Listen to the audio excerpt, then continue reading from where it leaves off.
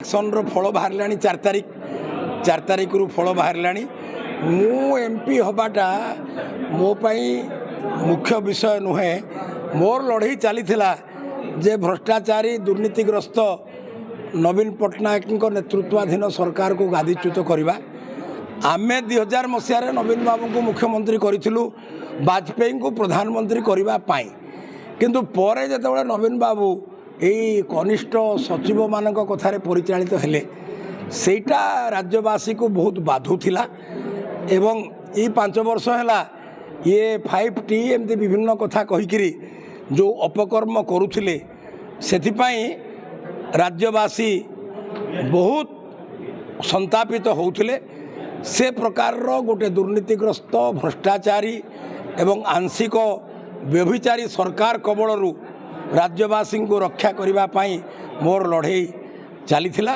ବାକି ତା ଭିତରେ ମୁଁ ପାର୍ଲାମେଣ୍ଟର ମେମ୍ବର ହେଲି ଏବଂ ରାଜ୍ୟରେ ସରକାର ଗଠନ ପାଇଁ ଏ ପାର୍ଲାମେଣ୍ଟରୁ 7 ଜଣଙ୍କ ଭିତରୁ 6 ଜଣ MLA ଆମର ଆସିଲେ। ଅନୁଗୁଳ ଜିଲ୍ଲାରୁ ମଧ୍ୟ ଜଣେ MLA ସମ୍ବଲପୁର MPଙ୍କୁ ସାହାଯ୍ୟ କଲେ। ସମ୍ବଲପୁର MP ଧର୍ମେନ୍ଦ୍ର ବାବୁ ସେ ବି ଆମ ପାର୍ଲାମେଣ୍ଟର ବିଶିଷ୍ଟ ବ୍ୟକ୍ତି।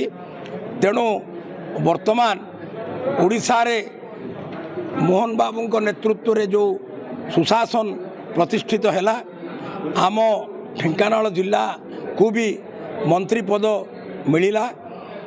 ମୁଁ ଅନୁମାନ କରୁଛି ଯେ ଢେଙ୍କାନାଳ ଜିଲ୍ଲା ଅନୁଗୁଳ ଜିଲ୍ଲା ଢେଙ୍କାନାଳ ପାର୍ଲାମେଣ୍ଟ ସିଟ୍ର ଅଭୂତପୂର୍ବ ବିକାଶ ହେବ ଏବଂ ମୋଦି ସରକାରର ତୃତୀୟ ପାଳିରେ ଆହୁରି ବହୁତ ଉତ୍ସାହଜନକ ଘଟଣା ଘଟିବ ଯେଉଁଥିରେ କି ବିଶ୍ୱରେ ଭାରତର ସମ୍ମାନ ବୃଦ୍ଧି ପାଇବ ଏବଂ ଭାରତର ବିକାଶ ବହୁତ ହେବ।